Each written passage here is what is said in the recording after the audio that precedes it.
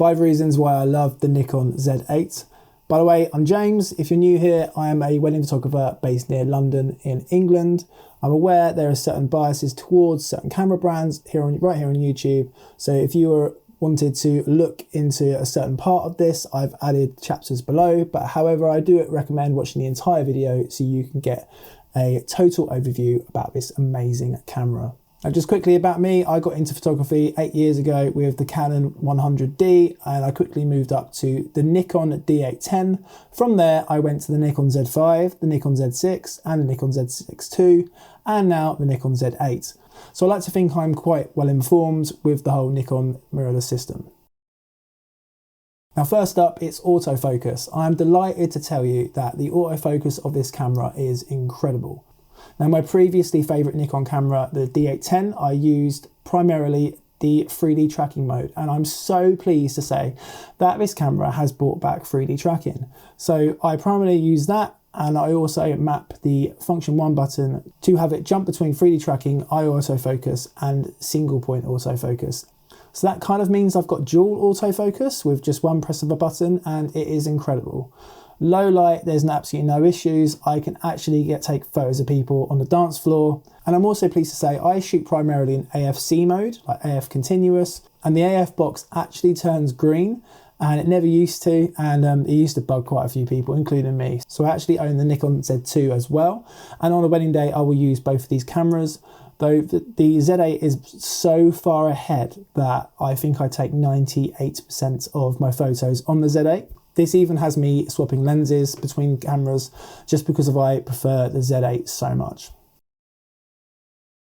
So video capabilities. Now on Nikon cameras, the autofocus wasn't particularly good on video, and we didn't really have great video specs. So people were excited when the Nikon Z6 announced it could record RAW video, but that's only with an external recorder and a firmware update, which was paid for.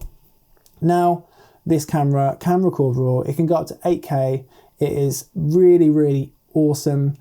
What I tend to record in is 4K, and you can get 4K 120 frames a second and uncropped, so nothing's cropped in this camera.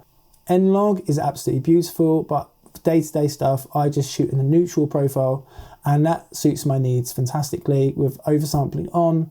Autofocus is really nice, and the files are really nice. The files are really nice and stable. I don't have to do much with editing whatsoever. These clips are all straight out of camera. It would be a bit rude to, highly edit it. But yeah, all these clips are straight out of camera and they look fantastic.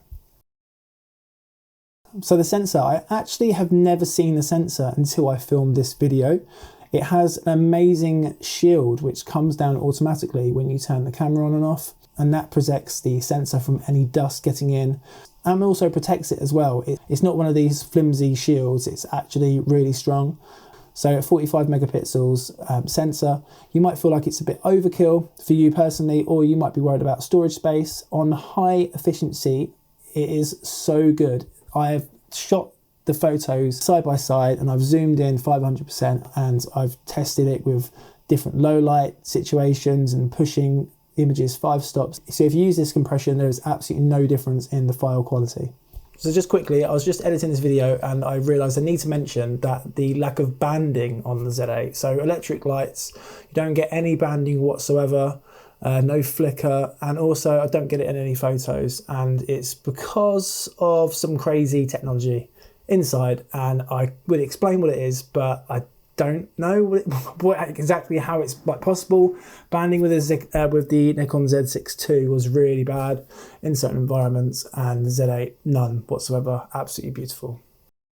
So the usability of this camera, how does it feel in my hand? Like, it feels solid. I always felt like the Z6 had a small grip, and there was my pinky felt a bit strange, and I'd have to get the small rig L plate, which I know quite a lot of other users used. And with the Z8, it just feels really good. With the Z9, I know it's a lot bigger, and I tried one before, and it just felt so much better. Like in my hand, like a Z8 felt so much better than any other camera I've ever held, and it's just it feels nice, and it kind of makes me want to use it and go out and shoot, if that makes any sense. So point number 5 is the articulating screen. Now this screen, I can't explain how beautiful this screen is.